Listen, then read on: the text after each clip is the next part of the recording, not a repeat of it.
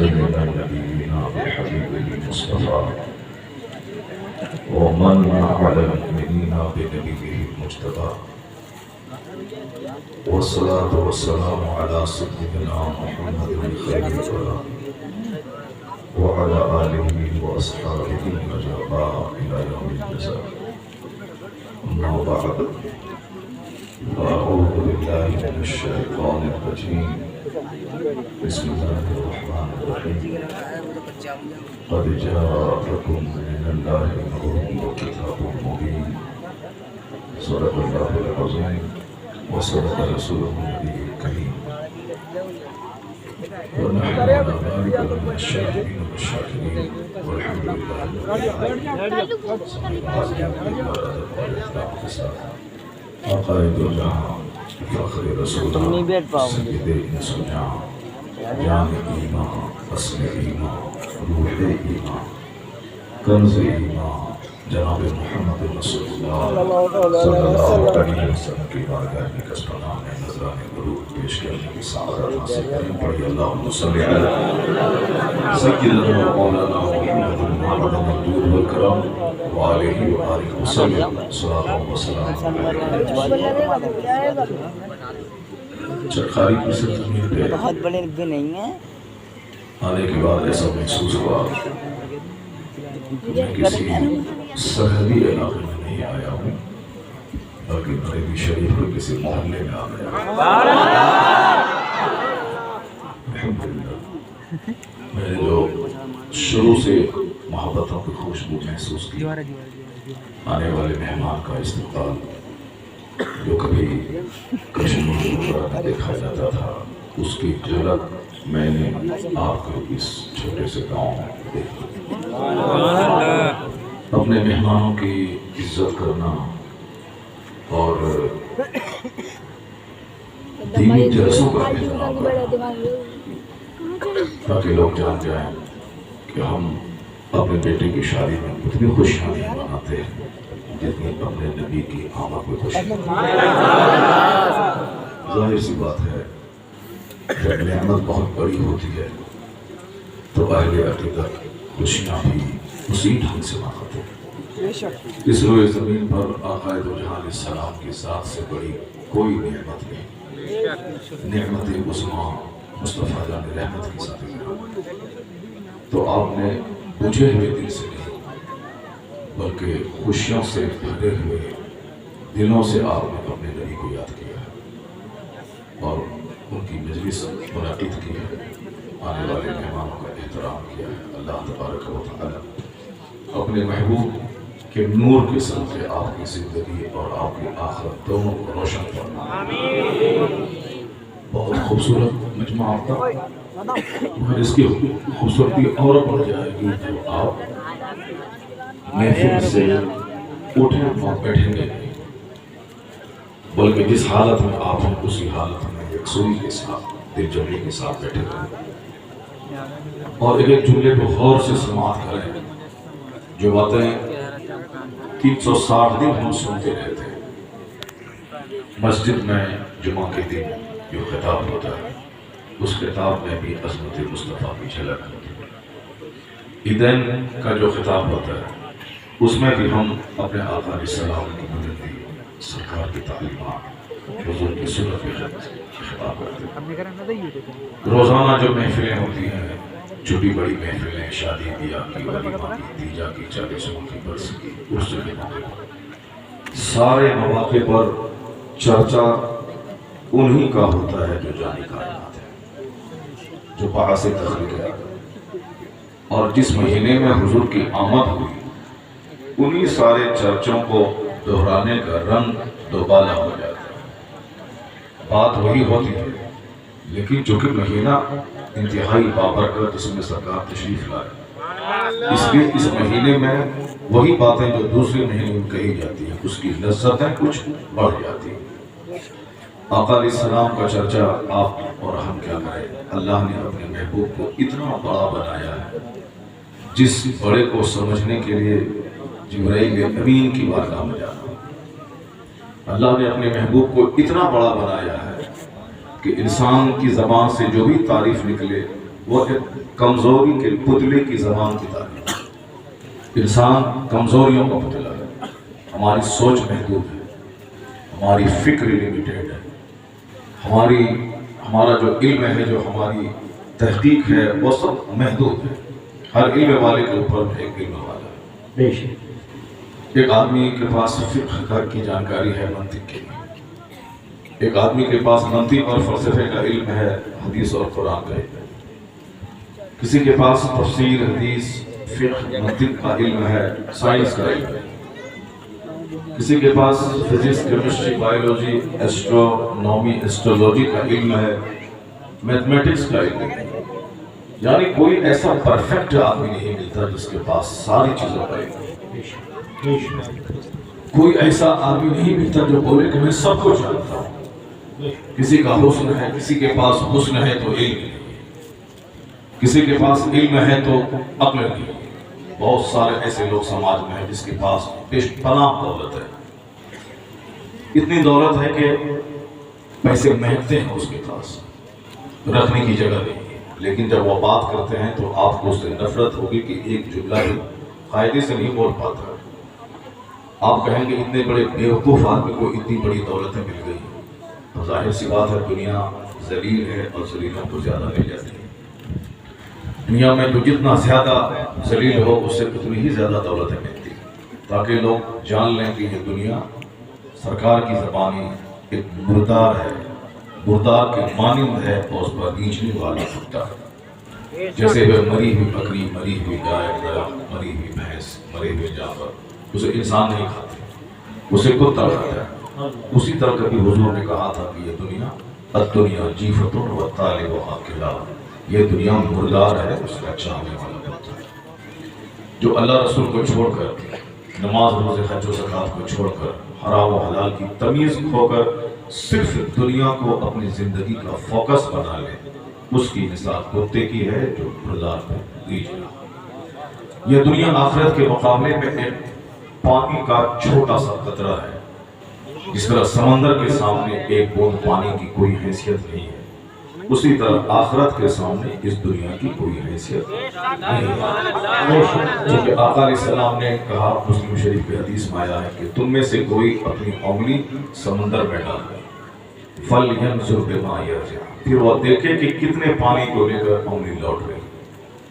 سمندر میں پانی ڈالوں، سمندر میں انگلی ڈالوں، وہاں سے انگلی نکالوں تو چند قطرے پانی۔ حضور کہتے ہیں یہی مثال اس دنیا کی آخرت کے ساتھ۔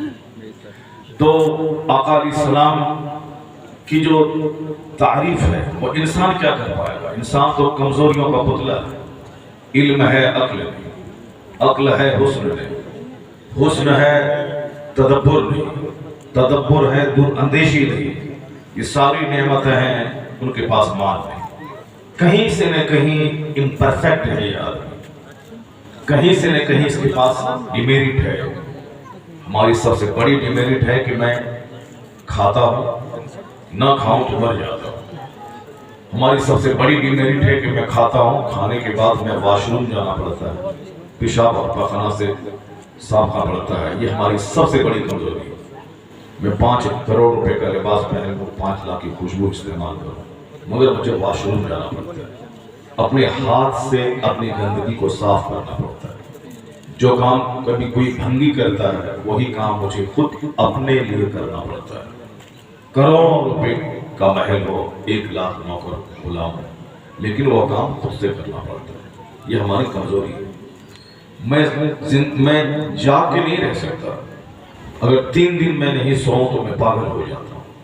یہ نیند ہماری کمزوری ہے، اور نیند کی حالت میں آدمی مردہ ہو جاتا ہے۔ ایک مردہ اور ایک سوئے ہوئے آدمی میں کوئی فرق نہیں۔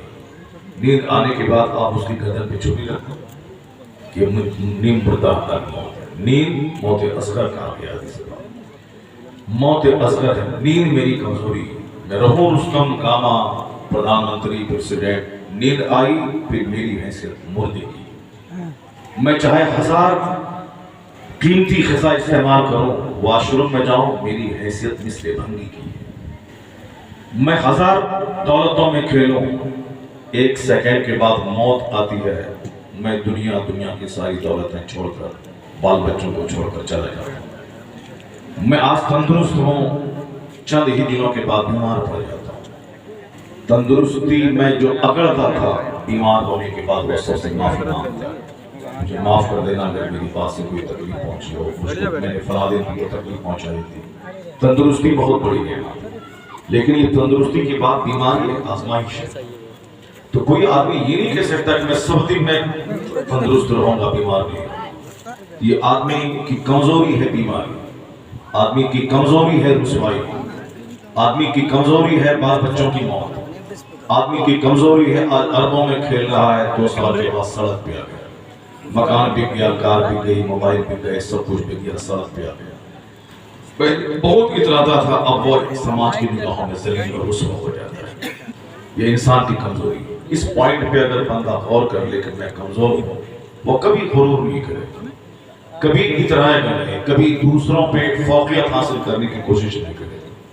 چونکہ انسان کمزور ہے، سوچتا کم ہے، بولتا زیادہ ہے، اپنی ساری کمزوریوں سے نگاہیں چورا کے وہ وقتی خوشی، وقتی تندرستی، وقتی زندگی کو بہت بڑی چیز سمجھتا ہے۔ پھر جب اس کو عذاب کا تماچا سولا دیتا ہے، تب اس کو اپنی کمزوری کا احساس ہوتا ہے کہ میں جو سوچتا تھا وہ میں نہیں ہوں۔ یہ انسان کی ڈیمیرٹس ہے، انسان کی کمزوریاں ہیں، یہ انسان کے ڈیفیکٹس ہیں۔ تھوک نکلنا، پسینے کی بدبو کا ہونا، ناک کا بہنا، دوسروں کا مجھ سے نفرت کرنا، یہ سب میری کمزوری ہے۔ اس لیے تاکہ انسان کو جب بھی دولت پہ، حسن پہ، اولاد پہ غرور آ جائے کہ میں کچھ ہوں، تو ان ساری کمزوریوں کو یاد کر لے، اس کا غرور چور چور ہو جائے گا، اس کو اپنی سچائی سمجھ میں آ جائے گا۔ یہ ساری کمزوریاں ہمارے ساتھ ہیں۔ کوئی انسان پرفیکٹ ہو ہی نہیں سکتا۔ جس کے پاس علم بھی ہو، حسن بھی ہو، طاقت بھی ہو، اختیارات بھی ہو، جن کے پاس آنے والے دنوں کا علم بھی ہو، گزرے ہوئے دنوں کا تجربہ بھی ہو، ساری دنیا کا مشاہدہ بھی ہو، حسن ایسا کہ ان کا کوئی ثانی نہ ہو، علم ایسا کہ ان کے جوڑ کا کوئی آدمی نہ ہو، شہرتیں ایسی کہ قیامت آ جائے گی، شہرت میں کمی نہیں، ہر آنے والا دن پچھلے دن سے بہتر ہوگا، دنیا میں آبادی بڑھتی جائے گی، مٹھی بھر جہاں چند لوگ ان کی برائی بیان کریں، وہاں ایک میجورٹی ان کی تعریف سے اپنی زبان کو تر رکھے۔ ایسا پرفیکٹ مین، کامل اور اکمل آدمی اگر کوئی اس دنیا میں ہے تو صرف ایک ذات ہے، محمد مصطفیٰ کی، جو ہر اعتبار سے اعلیٰ، ہر اعتبار سے بالا، تمام کمزوریوں سے اللہ نے محفوظ کر کے اس کائنات کا دولہا بنایا ہے، جو سب سے پرفیکٹ ہوں، جس کی عقل سب سے زیادہ، جس کا علم سب سے زیادہ، جس کا حسن سب سے زیادہ، اسی کو دنیا محمد رسول اللہ کے نام سے آتا ہے۔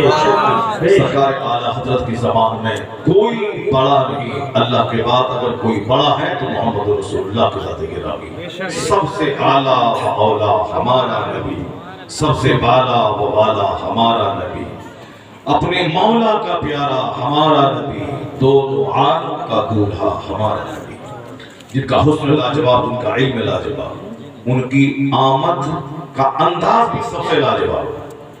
دنیا کے سارے بچے پیدا کیسے ہوتے ہیں، اللہ نے اپنے محبوب کو کیسے پیدا فرمایا ہے، یہ صرف کتابوں کے مطالعے سے تعلق رکھتا ہے۔ دنیا کے سارے بچے پیدا ہوتے ہیں روتے ہوئے، لیکن تنہا ساتھ محمد عربی کی ہے جو دنیا میں تشریف لاتے ہیں، اپنی امت کی بخشش کی دعا کرتے ہیں۔ دنیا کے سارے بچے پیدا ہوتے ہیں، ان کی ماں درد سے کراہتی ہے اور تاریکی میں ہوتی ہے، لیکن تنہا ذات محمد عربی کی ہے جو پیدا ہوتے ہی ایسا نور کا تحفہ لے کے آتے ہیں کہ امی جان کا بیان ہے کہ جس وقت میرا بیٹا، میرا چاند دنیا میں طلوع ہوا، ایسی روشنی پھیلی کہ میں مکہ میں رہ کر ملک شام کے محلوں کو دیکھا۔